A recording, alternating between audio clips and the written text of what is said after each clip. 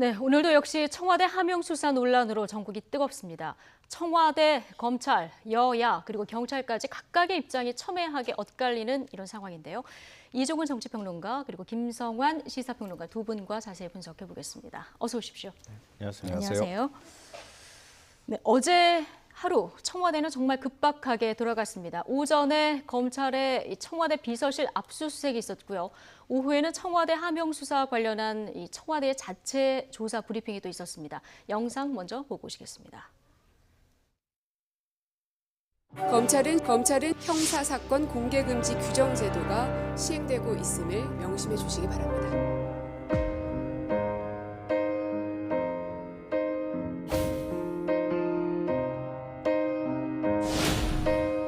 유재수 전 부산시 부시장의 감찰 무마 의혹을 수사하는 검찰이 청와대를 전격 압수수색했습니다. 현 정부 들어 두 번째 청와대 압수수색입니다.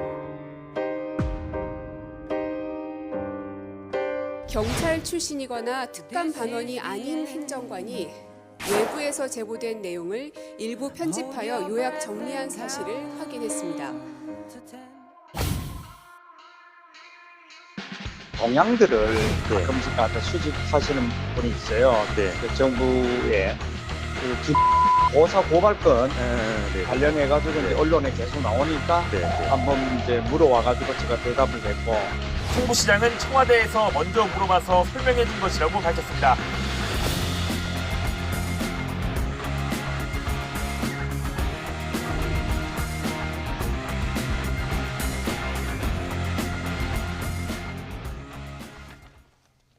네, 긴박했던 하루 정리하고 왔습니다. 어제 그 청와대 압수수색은 유재수 감찰 무마 의혹건이었었는데 어제 브리핑은 또 하명 수사건이었습니다. 어떻게 보셨습니까? 네. 근데 청와대 쪽의 설명이 그러니까 이게 의혹을 과연 잠재울 수 있을 내용인지 잘 모르겠어요. 예. 그러니까 오히려 의혹을 더 좀 증폭시킬 수 있는 그런 대목이 좀 없잖아 좀 있거든요. 그러니까 지금 얘기는 그렇습니다. 그러니까 이 울산으로 내려갔던 두 감찰반원 아니고 그러니까 다른 행정관이 이제 이 제보를 받아서 이제 보고서를 만들었다라는 건데, 그러니까 뭐 그냥 제보받은 내용을 그냥 정리했다 뭐 이런 정도로만 얘기를 하긴 했는데요. 그러니까 제보가 보통 구두 제보도 있지만 문건으로 제보가 들어오는 경우도 있습니다. 그 제보받은 문건을 그대로 전달하면 이거 제보 전달이 맞아요. 예. 자, 그런데 제보 구두 제보든 아니면 문건으로 된 제보든 그걸 확인 과정을 거쳐서 다시 작성을 했다면 이건 청와대가 작성한 게 정리를 되는 거거든요. 했다면, 예. 근데 일단 이 지금 청와대가 정리를 한 겁니다. 자, 이거는 노영민 비서실장이 최근에 국회에서 해명한 거하고 달라요. 그러니까 첩보 보고서를 전달한 거 아니냐라고 얘기를 하니까 질문을 하니까 자기가 말을 바꾸겠다. 첩보 보고서가 아니고 그냥 단순 제보를 그냥 백원호 전 비서관이 그러니까 반부패 비서관 쪽으로 넘겼다라고 이야기를 한 건데, 어제 고민정 대변인 그 해명 내용을 보게 되면 문건 형태로 결국 넘어간 거예요. 네, 그러면 그 보고서를 그러면 첩보 보고서가 아니고 그럼 뭐라고 부를 것인가 하는 거죠. 그래서 그 대목이 조금 이제 계속 오히려 어제 해명을 했음에도 불구하고 논란의 여지가 될 부분이 더 생겨버렸다 오히려 그렇게 생각을 합니다. 네, 숨진 행정관의 명예훼손을 더 이상 하지 말아라. 그러면서 이제 문건까지 지금 말씀하신 문건까지 공개를 하면서 청와대가 이제 반박을 했는데요. 김성환 평론가는 어제 청와대 해명 어떻게 들으셨습니까? 전체적으로? 일단 공무원이 제보를 했다 이렇게 표현했잖아요. 그러니까 송병기 부시장이라는 언급을 하지 않았는데 나중에 언론 보도를 통해서 2017년 10월 제보자는 외부 인물이다. 정당 출신이 아닌 공직자다. 이렇게 발표를 했습니다. 이렇게 얘기를 했는데 그 제보를 한 당사자가 송병기 부시장이다라고 하는 게 언론 보도를 통해서 나오면서 청와대가 뭔가 숨기려고 하는 것 아니냐라고 하는 의혹이 더 커졌다. 그러게 굳이 처음에 밝혔으면 됐을 텐데. 차라리 그렇게 밝히면서 좀 더 상세한 과정을 설명했더라면은 오히려 더 지금처럼 이렇게 의혹이 커지진 않았을 것이다라고 생각하고요. 일전에도 제가 말씀드린 적이 있지만 청와대는 가급적 상세하게 다른 의혹이 나오지 않을 만큼 이번 문제에 대해서 적극적으로 대응할 필요가 있다. 그러니까 이게 오히려 다른 방식으로 자꾸 의혹이 커져가는 것은 바람직하지 않다 이런 말씀을 드린 적이 있는데 어제 상황도 딱 거기에 부합하는 얘기가 아닐까 싶고요. 그 부분에 대해서는 좀 아쉬운데 저는 이제 이번 문제 같은 경우는 크게 두 가지로 갈래를 좀 나눠서 생각해볼 필요가 있다고 생각합니다. 첫째로는 야당 인사의 첩보를 청와대가 의도적으로 수집했는가라고 하는 부분이에요. 그러니까 누구를 통해서 왔던 간에 야당 인사와 관련돼 있는 첩보를 의도적으로 청와대가 수집하고 그게 지방선거에 영향을 미칠 만한 의도를 거기에 담고 있었다. 이게 핵심이죠. 예, 그게 하나가 있고요. 둘째로는 울산경찰 수사에 직접적인 영향을 미쳤느냐. 이제 이런 부분인데요. 크게 두 갈래로 나눠서 말씀드리면 예. 야당 인사의 첩보를 의도적으로 수집했는 거에 관한 부분은 저는 잘 성립이 안 돼요. 예. 그러니까 송병기 부시장이 이 첩보 내용을 전달하든 안 하든 간에 청와대가 지역 여론 동향을 살필 필요는 분명히 있을 거고요. 그건 뭐 권한 받기라고 얘기하기는 좀 어렵고 문제는 그거보다 그 이전에 지역 언론에 관련 내용들이 많이 보도되고 의혹이 제기된 상황이었다는 겁니다. 그리고 경찰과 검찰이 내사를 또 하기도 했었고요. 그러니까 굳이 청와대가 이런 방식으로 첩보를 수집해서 뭔가를 가공한다고 해서 얻을 수 있는 실익이 없는 상황이었다. 예. 그러니까 그걸 의도적으로 수집했다고 보기에 굉장히 어려운 측면이 있다고 하는 것이죠. 지금까지 드러나는 걸로 봤을 때는. 네. 예. 그리고 둘째로는 울산 경찰 수사에 직접적인 영향을 미쳤는가 이 부분인데요. 이 부분은 지금 이제 확인이 안 되고 있는 상황이잖아요. 왜냐하면은 지금 울산 경찰에서 하는 말도 검찰하고 우리가 다 같이 내사를 하고 있었던 상황이고 그리고 2018년 1월에 이미 고발 사건이 들어왔던 거 아닙니까? 건설업자 김모 씨로부터. 그리고 사실은 지역에서 여론이 이렇게 안 좋았고 지역 언론에 보도가 됐던 것도 그 건설업자 김모 씨를 통해서 많이 얘기가 됐던 거예요. 그러니까 그 고발 사건이 들어와서 경찰이 수사에 본격적으로 착수를 했다고 하는 거거든요. 그러니까 경찰 수사에 직접적인 영향을 미쳤느냐, 시작하는 데 있어서 영향을 미쳤느냐라고 보기는 좀 설득력이 떨어진다. 다만 지금 얘기가 나오는 것처럼 지방선거 직전에 압수수색에 들어가거나 압수수색을 하는 모양이나 그 이후에 어떤 그 경찰의 수사가 좀 더 강화가 되거나 이런 방식의 청와대가 어떤 영향을 미쳤는지는 아직 확인되지는 않고 있다. 청와대는 그 사이에 뭐 하명이라고 이른바 얘기하는 거, 울산경찰에서 보고한 내용에 대해서 그 일상적인 보고만 받았을 뿐이지 특별하게 보고받은 건 없다고 얘기는 하고 있지만 그 부분에 대해서는 아직까지 명쾌하게 의혹이 해소되지는 않았다 이렇게 생각합니다. 이 민정수석실의 역할 범위가 어디까지냐 이거는 뭐 지난 정부 때부터 계속 이제 논란이 됐었던 이런 부분인데 지금 이 최초 제보자 송병기 울산시 경제부시장이요. 이분의 어떤 이력 때문에 이게 송철호 울산시장 선거 캠프에 있었던 인물이라는 게 알려졌면서 지금 최초 제보 자체에 야당에서는 의혹의 시선을 보내고 있는 상황이거든요. 네. 그러니까 이런 제보를 통해서 그러니까 본인이 이제 도와준 그 후보자, 지금 울산시장의 공을 인정받아서 그러니까 경제부시장으로까지 이제 간 그런 거 아니냐 이런 의혹을 당연히 제기할 수 있는 거고요. 사실은 정치권에서는 이런 정도 그림이면 대략 그렇게 됐을 것으로 지금 추정을 합니다. 예, 왜냐하면 그런데다 조금 전에 청와대의 의도 뭐 그런 의도가 과연 있었겠느냐라고 지금 이제 의도 성립이 안 된다라고 말씀을 하셨는데 그래서 이 사건이 지금 관심을 끄는 거예요. 뭐냐면 통상적으로 선거 때가 되면 지역에서 정말 이 후보자 간에 정말 수많은 제보가 쏟아집니다. 상대방 후보에 대해서 거의 뭐 파일을 이 정도씩 가지고 서로 음해하고 뭐 이런 거 투서도 넣고 투서 뭐 다 넣어요. 청와대부터 시작해서 뭐 그 경찰, 뭐 검찰 다 집어넣거든요. 자, 그런데 그런 모든 사안들에 대해서 청와대가 관심을 가능하면 안 갖습니다. 왜냐하면 이게 자칫 잘못하면 그야말로 선거 개입 논란이 되기 때문에 지역에서 끝나도록 보통 그렇게 하지 그걸 픽을 해가지고 뭐 이렇게 첩보 보고서를 만들어서 뭐 반부패 비서관실에 전달해서 경찰에서 수사하도록 한다거나 이런 경우는 거의 없다라는 거예요. 그러다 보니까 이번 사안이 이게 도드라지는 거예요. 그러니까 왜 이것만 딱 픽해가지고 뭐 그렇게 청와대 행정관이 민정수석실에 있는 행정관이 관심을 갖고 물어봤으며 이제 그 보고서를 왜 만들었으며 그게 지금 이제 핵심인 거죠. 그런데다가 지금 송병기 경제부시장 같은 경우에는 자기가 먼저 정보를 준 게 아니고 청와대 그 행정관이 물어봐서 동향을 물어봐서 자기가 그냥 대답해 줬을 뿐이다 라고 이야기를 하고 있어요. 이건 또 얘기가 다른 겁니다. 그러니까요. 지금 청와대는 스마트폰 SNS를 통해서 제보를 접수받았다. 이 제보를 어떻게 받았느냐 이 경우에 대해서 좀 다른데 지금 말씀하신 대로 송병기 울산시 부시장은 조금 다른 얘기를 하고 있어서요. 저희 어제 YTN의 단독으로 이제 이 얘기를 들었는데요. 듣고 오시겠습니다. 캠핑장에서 만나는 그 행정관을 말씀하시는 거죠? 예. 동향들을 가끔씩 가서 수집하시는 분이 있어요. 그 정부에 그 고사 고발건 네, 관련해 가지고 네. 이제 언론에 계속 나오니까 네, 네. 한번 이제 물어와 가지고 제가 대답을 했고, 그 행정관에는 우리 이제 여론 전달 형태로 관련해 가지고 지금 뭐 우리 지금 현재 사회에 돌아가는 동향들을 네, 네. 예, 요청을 하면은 제가 네. 거기에 대해서 알려주고 그랬습니다. 이송병기 부시장하고 제보를 주고받았다는 청와대 행정관은 지금 국무총리실 소속인데 네. 오늘 검찰에 소환돼서 참고인으로 소환돼서 조사를 받고 있는 상황입니다.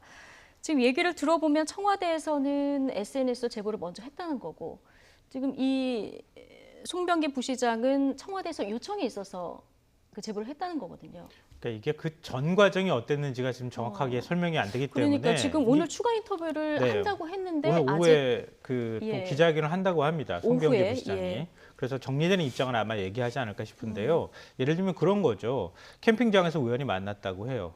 캠핑장에서 만나고 난 다음에 이런저런 얘기를 하는 사이였고 그럼 지역 여론을 좀 알려주세요. 이렇게 네. 얘기를 했다고 하면 그 사이에도 여러 차례 뭔가 오고 갔을 가능성이 있는 거거든요.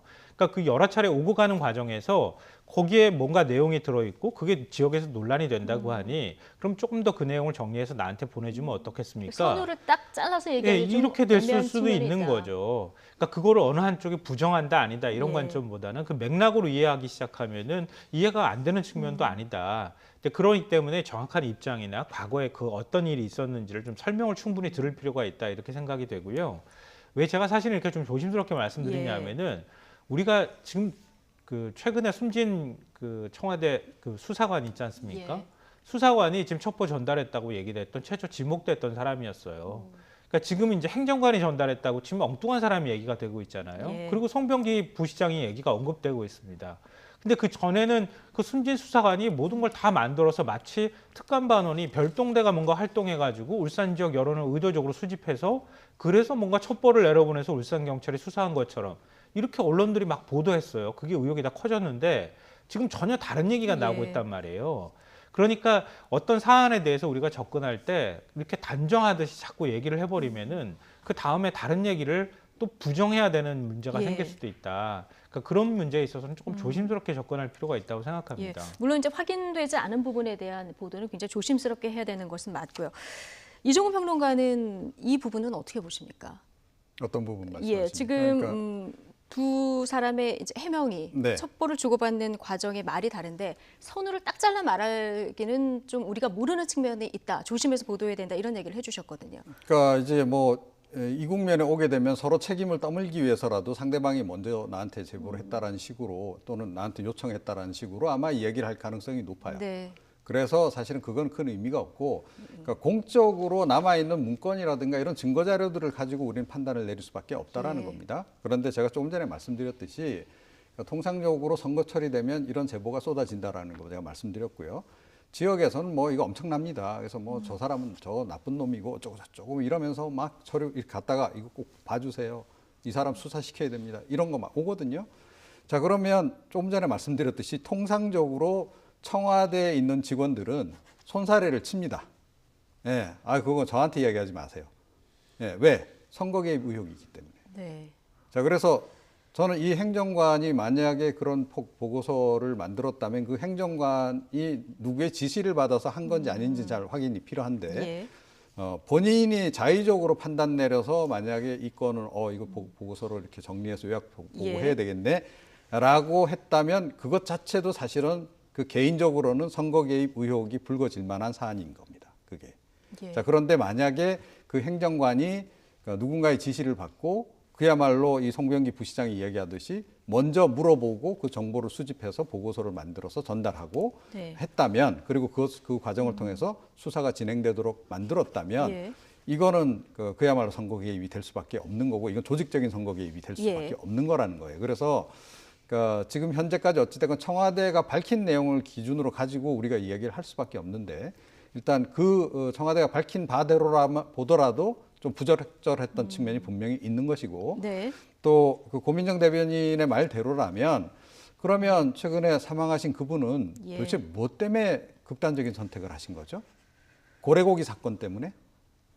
또는 뭐 우리가 알지 못하는 청와대 또는 뭐 그 여당에서 자꾸 이야기하는 뭔가 다른 별건 수사 때문에 이렇게 우리가 추정해 볼 수밖에 네, 없는데 별건 수사에 대해서는 뭐 우리가 알 수 없으니까 그럼 뭐 합리적으로 추정해 본다면 그럼 뭐 고래고기 사건 때문에 그러면 극단적인 선택을 했다 이렇게밖에 얘기가 안 된다는 거예요.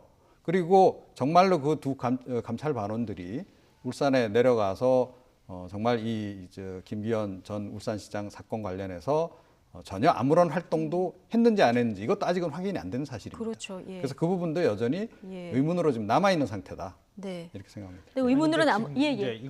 이건 굉장히 조심스러운 부분이기 때문에 청와대도 그렇고 지금 예. 뭐 우리 사회에서 많은 분들이 공감하고 있는 부분인데요.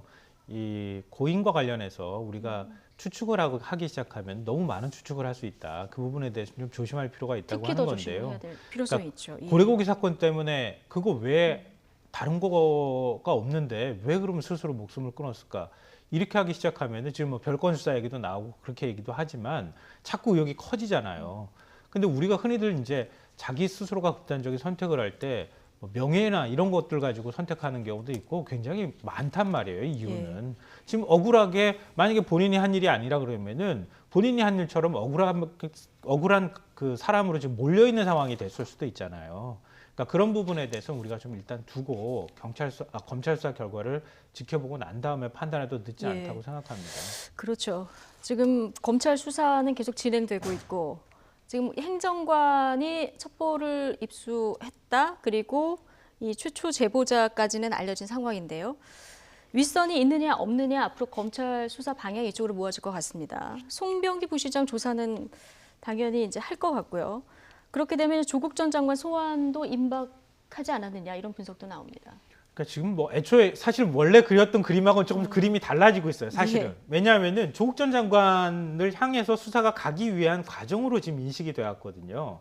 김기현 전 울산시장 문제도 궁극적으로 민정수석 시절에 있었던 일이었고, 그리고 유재수 전 부시장 같은 경우에도 조국 전 장관이 민정수석 시절에 있었던 일이니 그 모든 것들이 조국 장관의 책임 문제로 가기 위한 그 과정에서. 예, 근데 뭐 그것이 의도가 있었느냐 없었느냐 수사가 예, 이거는 그 사실 예, 맨 처음에 여러 이제 가지가 갈리는 그림을 부분이고요. 보통 예. 사람들이 평론을 하거나 아니면 언론이 그렸을 때 그 그림으로 생각을 했었는데 지금 조국 전 장관이 잊혀져 버린 상황이 된 거 아닌가 그러니까요. 싶어요. 예. 그래서 이게 어디로 사실 수사가 가지를 치고 뻗어나갈지 알 수 없는 상황이긴 하지만 제가 생각하건대 만약에 우리가 생각했던 것처럼 조국 전 장관 수사를 하는 과정에서 이 문제가 불거졌다고 한다면 조국 전 장관을 뭐 추가 소환 조사한다고 얘기를 했지만 지금 얘기가 별로 없거든요.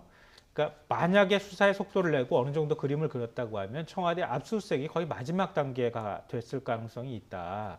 그렇게 생각하기 때문에 지금 그동안에 수사하고 청와대에서 압수한 내용이나 이런 것들을 마지막으로 분석해서 조국 전 장관 기소 여부를 마지막으로 결정하는 단계로 일단은 조국 전 장관은 그렇게 수사를 종결 지어야 되는 상황으로 가지 않을까 싶고요. 그리고 가지친 부분들은 별도로 또 나중에 살펴봐야 할 문제가 아닐까 싶어요. 예. 그런데 그러니까 그 조금 전에 그림 말씀하셨는데요. 이 모든 게 다 조국 전 장관을 엮기 위해서 하는 거다. 유재수 전 시장 건도 그렇고 김기현 전 울산시장 이 사건도 그렇고. 아니, 제가 근데- 엮기 위해서 한 거라고 아니 근데 말씀드리진 않았어요. 그런 예. 그림을 그린 것이 사실은 진보 진영에서 그린 거죠. 그때 그러지 아니, 않았습니까? 진보 진영 내에서 결국 이게 다 조국 전 장관을 엮기 위해서야 이렇게 이야기를 했던 것이지. 그러니까 검찰은 과연 검찰이 그렇게 진짜 의지를 했던 것인지 그거는 별개의 문제다라고 저는 보는데 저는 그 지금 윤석열 검찰총장 체제에서 검찰은 그야말로 수사를 통해서 모든 걸 말하려고 한다라고 저는 봐요. 최근에도 이 사건 관련해서 할 말 많은데 제가 보기 굉장히 많이 참고 있는 것 같고, 그러니까 이 사안이 최종적으로 어떻게 귀결될지는 사실은 알 수가 없는 겁니다. 이게 조국 전 장관 선에서 모든 게 이게 결정이 된 것일 수도 예. 있는 것이고 아닐 수도 있는 거예요, 그죠? 유재수 전 경제부시장 건도 지금 마찬가지입니다. 조국 전 장관이 과연 최종 결정자였겠는가? 그 수사 무마를 지키고 한 그런 것. 또 이번 김기현 전 울산시장 그 수사건 마찬가지. 예. 이것 또한 그러니까 조국 전 민정수석이 모르고 있었지는 않았을 것 같아요. 알긴 알았을 것 같은데 그렇다고 해서 조국 전 장관이 최종 책임자인지 여부는 사실은 이거는 조금 더 지켜봐야 되는 그야말로 예. 그런 상황이다 이렇게 아니, 생각합니다. 이 부분은 제가 꼭 예, 말씀을 예. 드려야 될 것 같은데요. 제가 아까 말씀드렸던 것처럼 진보 진영이 마치 그런 그림을 그리고 있다 이렇게 말씀을 드린 게 아니고 언론에서 유재수 전 부시장이 금융위원회 재직 시절에 있었던 감찰했고 또 비위 사실이 있었는데도 불구하고 왜 그거를 덮었느냐 이 문제가 조국 전 장관 수사랑 같이 맞물려 있었단 말이에요. 예. 그래서 그 조국 전 장관과 관련되는 혐의를 확인하는 과정에서 유재수 전 부시장 문제가 나왔다. 네. 이렇게 다 언론에서 보도를 했던 상황이었고, 그리고 그 이후에 이제 김기현 그 울산 그 시장과 관련되는 얘기가 또 추가로 나왔기 때문에 제가 그림이라고 이렇게 표현한 건 비유적인 표현으로 말씀을 드린 예. 거고요. 의도적으로 이렇게 몰아가는 건 아니라고 말씀드리고, 알겠습니다. 그리고 예. 할 말은 많은데 검찰이 지금 참고 있다. 저는 할 말을 정말 많이 했다고 생각하는데요. 이 부분에 대해서는 제가 동의가 안 되는데요. 울산지검에 있는 사건을 11월에 그 서울중앙지검으로 끌고 올라오고 난 다음에 그 다음부터 지금 근거가 있든 없든 간에 굉장히 많은 검찰발 소식들이 기자를 통해서 언론에 보도되고 있는 상황입니다.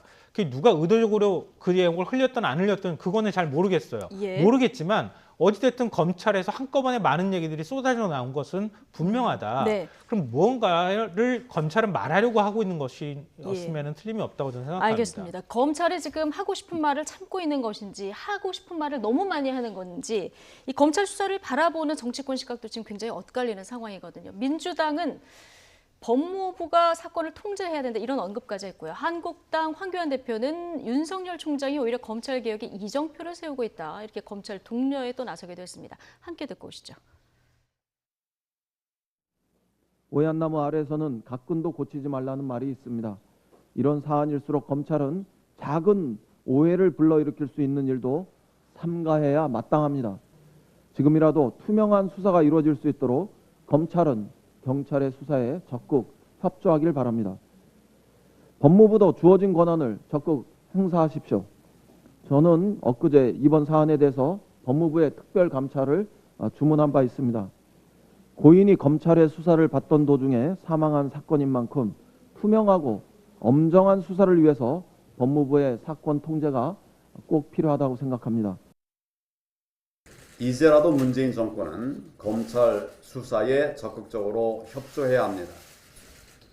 그런데 이 정권은 거꾸로 경찰 또 일부 언론 등을 통해서 검찰에 대해서 일제 공격에 나서고 있습니다. 적반하장입니다. 검찰개혁의 요체는 검찰의 정치적 중립성과 독립성을 확보하는 것입니다.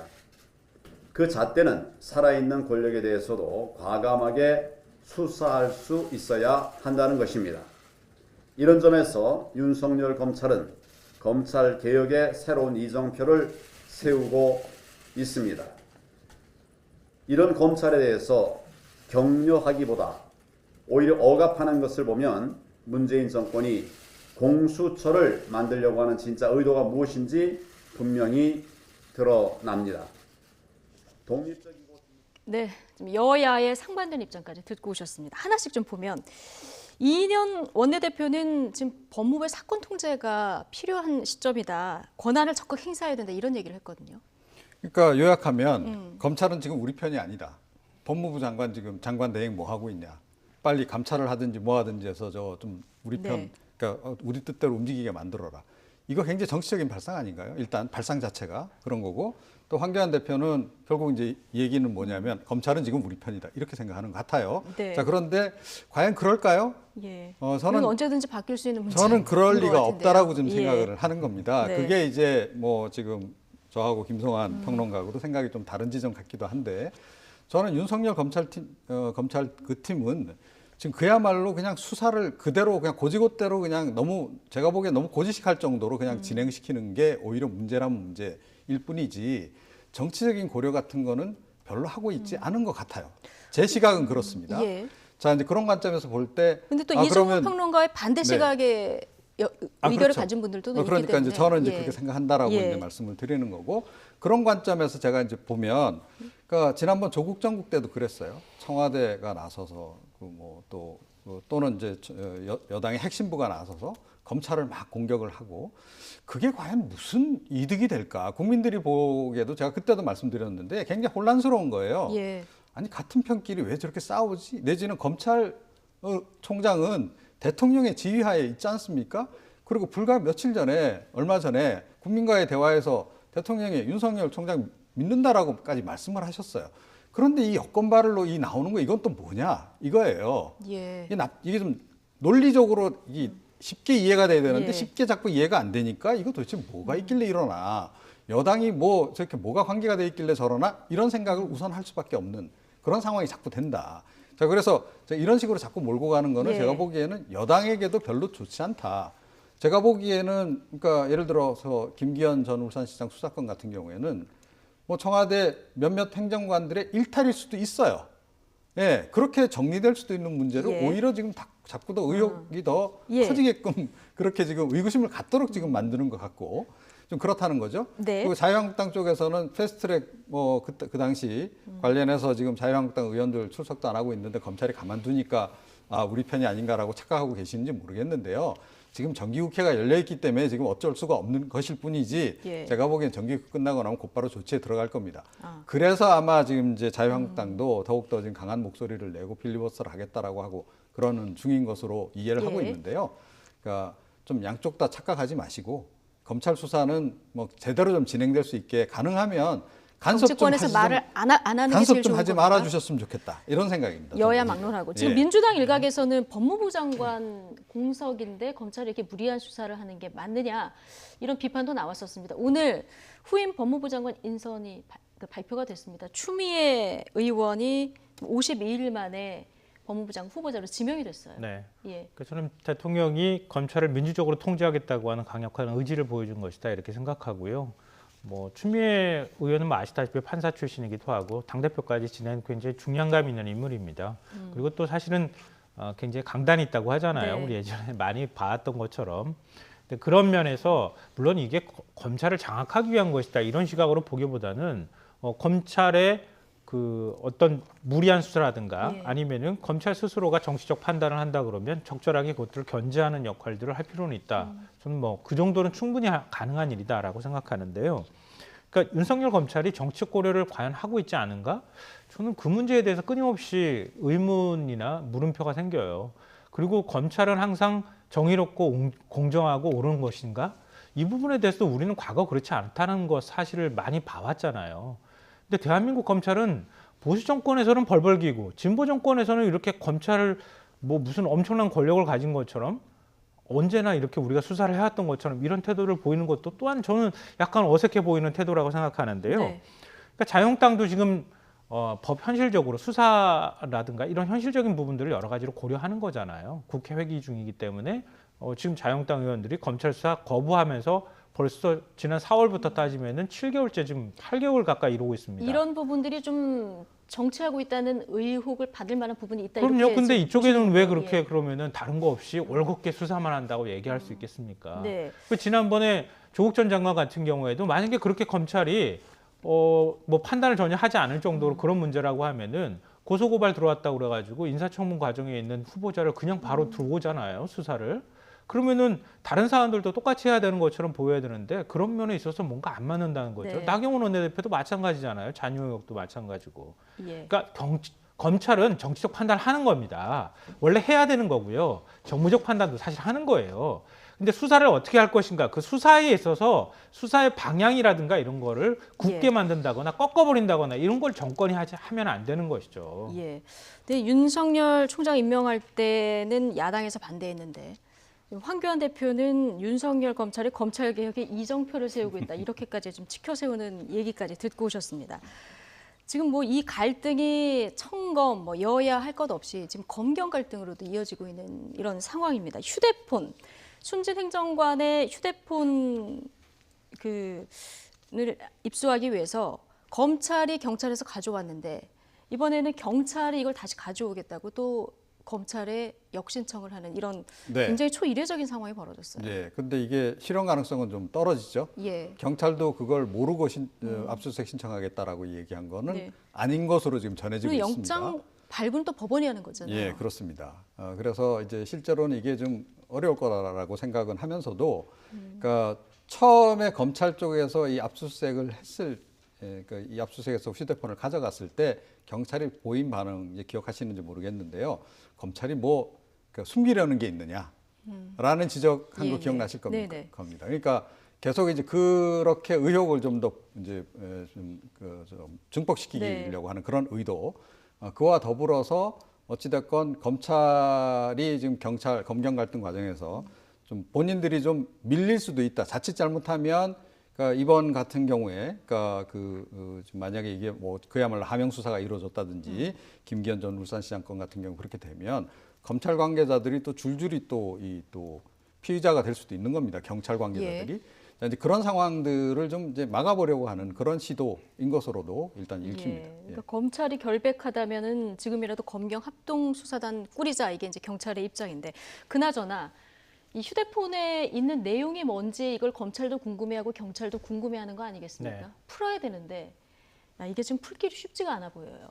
그러니까 과거에 푼 전력이 없다 그러잖아요. 네. 미국 정보기관에서도 풀려고 했다가 실패했다 뭐 이렇게 얘기를 하고 있는데요. 뭐 어떤 방식으로 풀지 평상시에 지금 숨진 수사관이 사용했던 여러 가지 비밀번호 패턴이라든가 이런 것들을 통해 가지고 아마 이게 지금 유추해서 해야 아이폰이기 되는데 때문에 네, 아이폰이기 때문에 통역을 10번만 가능한 비밀번호를 거죠. 잘못 누르게 되면 혹시 자동으로 그 휴대폰 안에 있는 모든 자료를 예. 삭제하도록 하는 데이터가 기능까지 삭제, 설정해 예. 놨다고 하면은 그러면은 정말 나중에 가서는 아무것도 확인할 수 없는 상황이 될 수 있기 때문에 굉장히 뭐 조심스러워하는 상황인 것 같고요. 뭐 이스라엘의 무슨 또 프로그램 제작 업체가 그런 걸 또 풀 수 있다 뭐 이런 네. 얘기까지 지금 나오고 있는 상황입니다. 그러니까요. 근데 저는요 이번 사건 보면서 그런 생각이 들었어요. 경찰이 압수수색 영장 신청하면 뭐 합니까? 영장 청구권은 검찰한테 있는데 우리나라 검찰은 그렇게 많은 권한을 갖고 있어요. 예. 경찰이 아무리 수사하면 뭐 합니까? 검찰이 검찰이 기소 안 하면 되는 거예요. 기소독점권 갖고 있으니까. 그리고 수사도 검찰이 다 할 수 있어요. 그러니까 그거 지금 우리 분산시키자고 해서 검찰 권력을 견제하고 또 균형을 맞추는 작업을 해야 된다고 얘기를 해왔던 예. 거 아닙니까? 근데 경찰도 지금 마찬가지인데 사실 이번 사안에 있어서 경찰이 왜 숨졌는지 그 밝히는 거 한두 주 정도만 기다렸어도 되는 거예요. 근데 왜 검찰이 갑자기 그 사이에 서초경찰서를 압수수색합니까? 그것 자체가 경찰 입장에서 보면은 이거 우리 못 믿겠다는 거 아니야? 라고 받아들여질 만한 메시지가 충분했다. 예. 그 다음에 경찰도 그러면 우리도 할게 라고 하는 제스처를 사실 취하는 건데 아무 의미 없는 제스처가 될 가능성이 높다. 예. 영장 청구 검찰이 안 하면 되지만 이제 이것도 그렇고요. 지금 김기현 전 시장 수사와 관련해서도 마찬가지예요. 경찰에서 계속 얘기하잖아요. 김기현 전 시장 측근 그리고 형 동생과 관련된 계좌 압수수색 요청했지만 검찰이 계속 영장 기각했다는 거 아니에요. 그러니까 그런 것도 사실은 그렇게 만약에 그 단계까지 갔으면 경찰 입장에서는 우리가 얘기하는 여러 혐의들을 입증할 수도 있었을 텐데 검찰이 못하겠다고 하는 주장도 우리가 한번 되돌아볼 필요가 있다고 생각합니다. 네. 네. 그러니까 뭐 이제 검경 간의 갈등은 뭐 하루 이틀 일이 아니고 그러니까 이번에도 뭐 어느 정도는 그런 것들은 좀 작용하는 것 같긴 해요. 그런데 이제 이번 사안만 놓고 이제 얘기를 하자면 예. 조금 전에 말씀드렸듯이 경찰 관계자들이 피의자가 될 수도 있는 사건이에요, 이게. 그러니까 이 하명 수사권 자체를 네. 보면 그렇다라는 거예요. 그러니까 아직 어느 쪽으로 지금 이제 결론이 날지는 이제 우리가 뭐 예단해서 얘기할 수는 없는 예. 거죠. 수사 결과를 지켜봐야 되는 상황인데 이제 그런 상황에서 예를 들어 굉장히 중요한 이제 그 관계인이 이제 사망을 했고 그 사람이 이제 핵심적인 증거일 것으로 보이는 그런 휴대폰을 이제 남겨놓은 상태인데. 그러니까 경찰이 만약에 그 내용을 알게 된다라는 것은 이건 좀 뒤집어 이야기하게 되면 피의 사실을 미리 알고 사전에 좀 대비할 수 있는 그런 기회를 갖겠다라는 의도로 또 읽힐 수가 있는 거예요. 예. 검찰이 보기에는. 자, 그런 측면이 있는 거다. 그래서 어느 사안을 더 중요시 볼 거냐. 그러니까 예를 들어서 그 사망한 그 사건, 그 사망 원인을 규명하는 것이 더 본질이냐, 아니면 뭐 지금 이제 선거 개입 또는 하명 수사 논란이 있는 이 부분을 규명하는 것이 더 우선이냐. 이 우선순위를 우리가 조금 생각을 해봐야 되는데 저는 그 직접적인 그런 사망 원인을 규명하는 것, 그거보다는 오히려 지금은 이게 더 중요한 사안이 아닌가 이렇게 생각을 합니다. 예. 국회에서는 공수처법, 검경수사권 조정법 다 이제 부의가 됐고 표결 앞두고 있는 상황인데 자, 여야 시간 갈립니다. 지금 이런 사건들 보면서 이래서 여당은 공수처 반드시 필요하고 수사권 조정해야 된다는 입장이고 한국당과 바른미래당 변혁 소속 의원들은 공수처, 그래서 이래서 공수처를 설립하면 안 된다 이런 주장이에요. 똑같은 사안을 보면서. 근데 지금 바른미래당이라고 이렇게 통칭해서 표현하면 안 될 것 변혁 같고요. 소속. 예. 그러니까 지금 그 권은희 의원하고 백혜련 의원안이 같이 올라와 있는데 마지막으로 조정 작업을 했다는 거 아닙니까? 거기에 의원들이 바른미래당 쪽에서 동의를 했다고 하니까요. 네. 그리고 권은희 의원 같은 경우에 그 협상을 조정하는 작업을 주도했던 인물 중에 한 명입니다. 그래서 권은희 의원이 본인의 그 제출했던 법안을 중심으로 해서 기소심사위원회를 구성하는 이런 방안들까지 근데 얘기를 기소권 부분을 좀 조정하는 선에서 예, 그리고 예. 기소권은 일단은 공수처가 갖되 예. 기소심사위원회를 두도록 한다. 네. 그리고 원래 이제 백혜련 의원 같은 경우에는 국회에서 그 공수처장 추천위원회의 5분의 4 동의를 받도록 하는 이런 게 네. 있었는데 권은희 의원안은 국회 동의 절차, 국무총리처럼 그런 동의 절차를 두도록 한다고 얘기를 했었거든요. 그러니까 그 안에서 절충점을 좀 찾아서 마지막으로 합의를 볼 수 있는 안을 만들었다고 하니까 네. 뭐 바른미래당이 뭐 지금 반대하고 있다 이렇게 표현하기 좀 어려울 것 바른미래당 같고요. 제가 변희 없어서 네, 의원님이라고 네. 말씀드렸는데. 그래서 예. 이 공수처를 이런 문제하고 자꾸 엮어가기 시작하면 뭐 예. 일부러 여기엔 정치적 의도가 저는 포함이 돼 있다고 생각하는데요. 공수처를 반대하기 위해서 이런 논리들을 계속 만들고 있는 거죠, 중간에.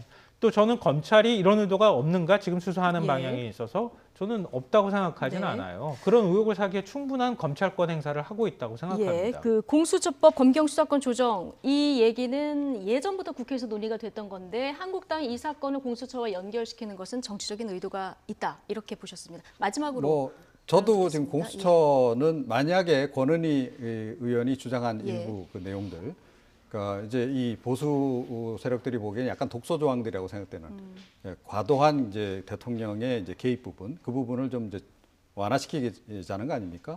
그러니까 권은희 안에 좀 가깝게 해서 절충안이 만들어진다라고 한다면 네. 뭐 한번 해볼 만하다. 그리고 이제 조금 전에 이제 뭐 얘기하셨다시피 예. 수십 년 동안 이 검찰의 정치적 중립성에 대해서 논란이 많았었기 때문에 예. 새로운 제도를 한번 시도를 해보는 것은 한번 해볼 필요는 있다라고 저는 개인적으로 생각합니다. 알겠습니다. 그다음에 국회에서 이 법이 어떻게 처리되는지 좀 지켜봐야 될 것 같고요. 두 분 말씀은 오늘 여기까지 듣겠습니다. 이종훈 정치평론가, 김성훈 시사평론가 두 분과 함께했습니다. 고맙습니다.